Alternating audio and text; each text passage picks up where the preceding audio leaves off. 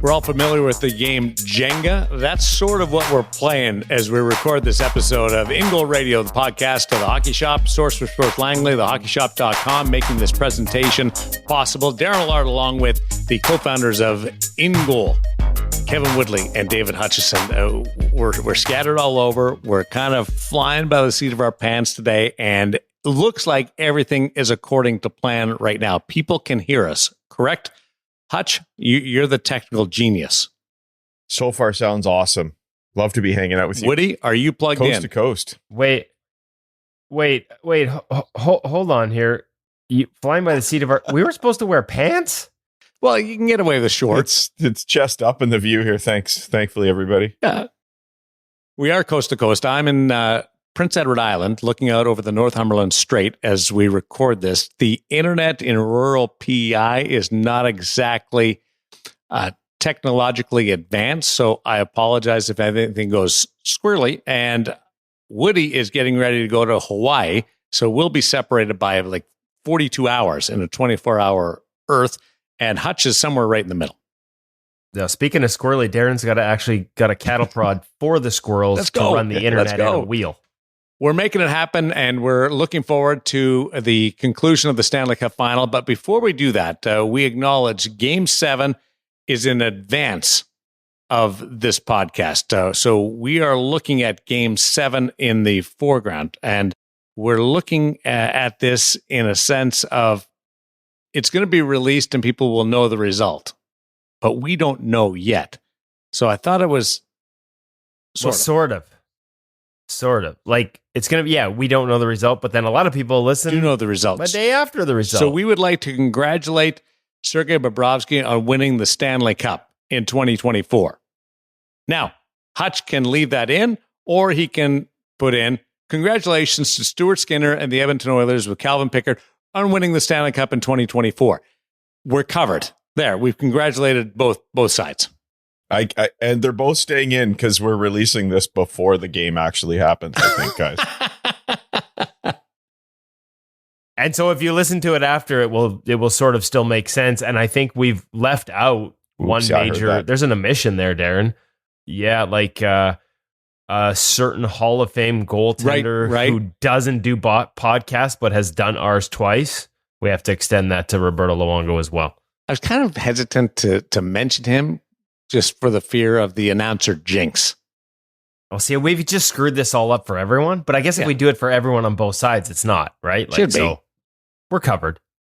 You know what? It's going to go 4 overtimes. Oh, I hope it does. That happens.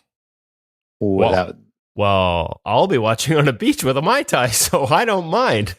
It's literally 2:00 in the afternoon when it starts where I will be. What's in a Mai Tai? Don't know, but it sure gets you crooked. It makes me feel all warm and fuzzy. That is really good. Game 7, the pressure of a Game 7 in a Stanley Cup final. We've watched them before. Woody, you were in the arena in Vancouver for a Game 7.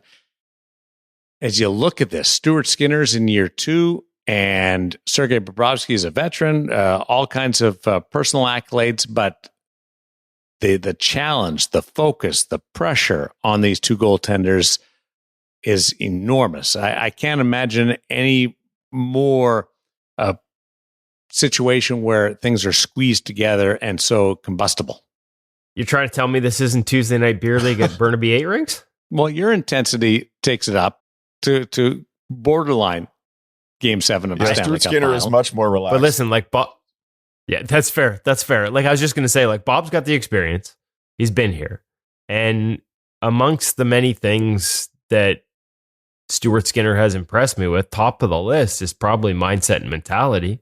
I mean, we've talked before about how his growth mindset, I remember seeing that as far back as Hockey Canada POEs that I was at with him. And he's just continues to show it, right? So I get it.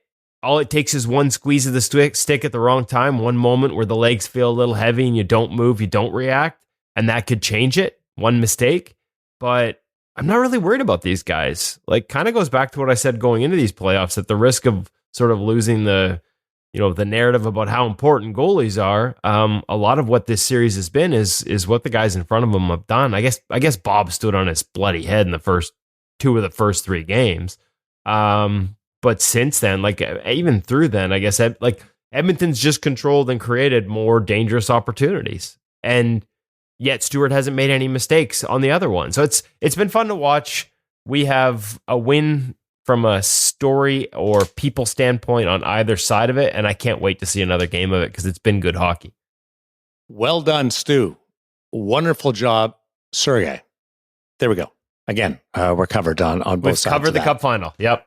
Ingle Radio, the podcast presented by The Hockey Shop, source for Sports Langley, thehockeyshop.com. We have our gear segment with the Bauer Shadow Chesty from The Hockey Shop coming up in just a little bit. Josh Tucker is our NHL Sensorina feature interview. You heard about him last week. He's from True Focus Vision. You will meet him in this episode. And the Stop It Goaltending You app parent segment. Why encourage your goaltender to be a referee? It's all coming up in this episode of In Goal Radio. How was Tendyfest? Before I want to touch on Pete Fry in a little bit, but give me the lowdown on Tendyfest.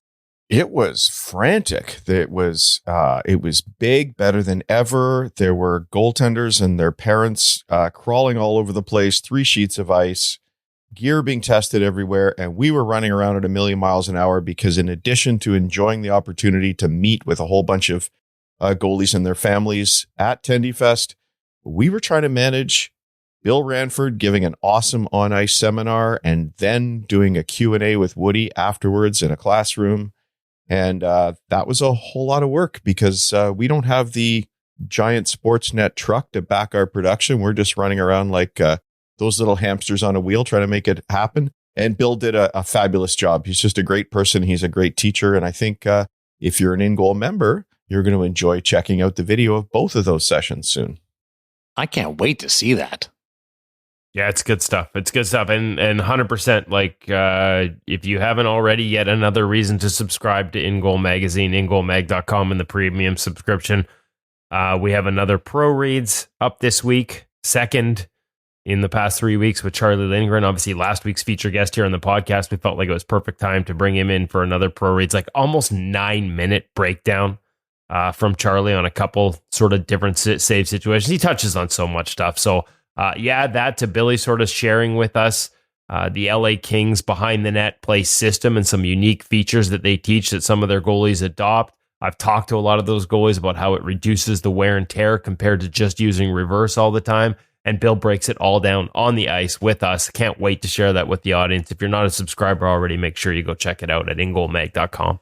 Easy segue, the Washington Capitals and Charlie Lindgren getting a promotion of sorts with the movement of Darcy Kemper over to the Los Angeles Kings. So both teams that you mentioned there, the Kings and the Capitals, involved in that swap. One of 2 goaltenders, Kemper, that moved in the last few days with Jacob Markstrom going from the Calgary Flames, a deal that we thought was going to happen at the trade deadline, but does come to fruition in the offseason with the New Jersey Devils. Were we surprised about either one of these deals? And what does it mean to the teams and the acquisition of these netminers? Woody? Were you surprised? I mean, Markstrom had been linked to the Devils, so probably not that it was New Jersey. I guess the only thing is, are some people surprised at the price? I mean, him and Linus Ullmark are the premium, I would argue, premium names on the market, not just in terms of trades, but like if you look at the unrestricted free agent list, would you not put them ahead of most of the guys that can be signed without a trade acquisition? And so it's a first round pick, but not even in this year's draft, which some say is a little deeper. It's next year. You had to defer. You're eating 31.25% of the salary. So usually there's a sweetener attached to eating salary. Is the sweetener the fact it's a first round pick? At the end of the day, New Jersey gets 2 years of Markstrom for $4.25. That's the 21st or 22nd highest salary cap hit amongst goalies signed for the upcoming season. Like, that's a bargain, especially as goalie salaries potentially are about to get pushed through the roof. Like Ilya Sorokin's extension for $8.5 million, and he wasn't the starter for the New York Islanders in the playoffs. What's Shesterkin going to get with the Rangers? You know, so getting Markstrom at 4.25 is wow. And for 2 years, you don't have to commit term in a position that's incredibly volatile. I just mentioned Sorokin's situation. Still believe in him as an elite number one goaltender, but this is the volatility of the position, and you're not committing yourself long term to it. And you're getting a guy who, for 2/3 of this season should have been a Vezina Trophy candidate, was lapping the field. He was so good in Calgary up until they dealt away all his friends and defensemen at the deadline. I guess I'm a little surprised that the acquisition price didn't maybe include another piece, but this is the way it is with goalies and has been for a long time. Like, we all see them as incredibly important, yet when it comes time to trade one, the return is usually, at least in my mind, underwhelming. And you made the really good point earlier when we were chatting about this, Woody, that Jacob Markstrom controlled where he went to, and who knows how many teams he opened that up to. The market was limited for him in many ways. And maybe that handcuffs Craig Conroy, but at least if you take them at face value, both Markstrom and Conroy saying that it wasn't as limited as just one team, like he never handcuffed them to just one team. So still, I mean, it's not like they were dealing with 32, but I guess you get a first round pick. At the end of the day, you could also criticize the Devils in some ways, because this deal could have been done at the deadline, and whether that's enough to get you into the playoffs or not is almost beside the point. It would have been enough for Jacob to get comfortable with the teammates he's going to have next season. And I know the coaching has changed, so the system will change. But we also know that goaltenders getting comfortable in the environment isn't necessarily so much about learning systems as it is the individual tendencies of the guys in front of you.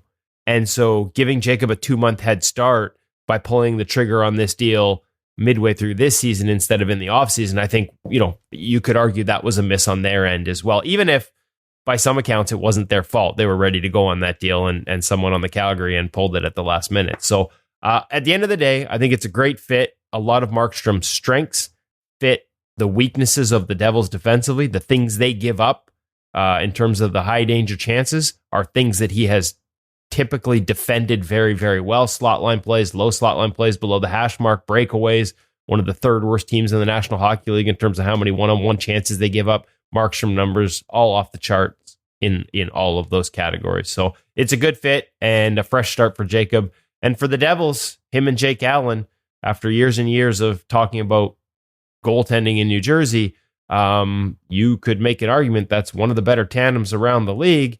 And last but not least, it buys you some time for Akira Schmid and Nico Dawes to continue to mature in the American League. And I think both of those guys are going to end up being NHL goalies. I love a lot about both those goalies. They were just asked to do too much too soon.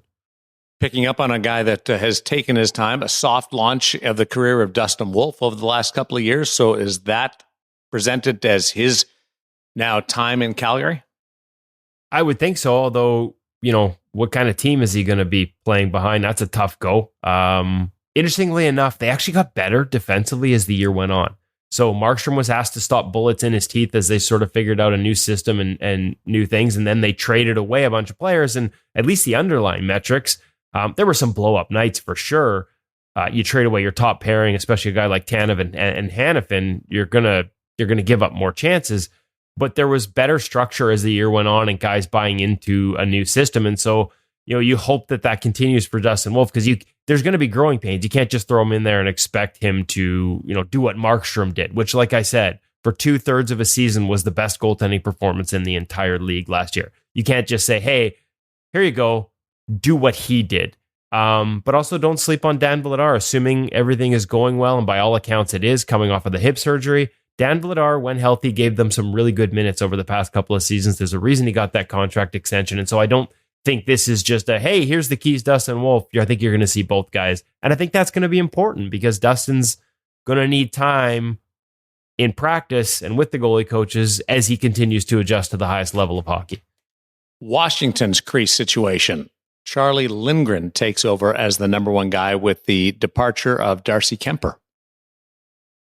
And I'm curious to see where they go beyond that. We see Hunter Shepard, who has had some success in limited, and I loved our interview with him. If you go back to I love a lot of things about his approach. Maybe hasn't gotten a look at the National Hockey. And actually, now that I think about it, is he a UFA this summer? He might even be a free agent. So Washington completely rebuilt its goaltending when they signed Kemper and Lindgren at the exact same time 2 off seasons ago. And now they moved on from Darcy. It's going to be Charlie's Creek.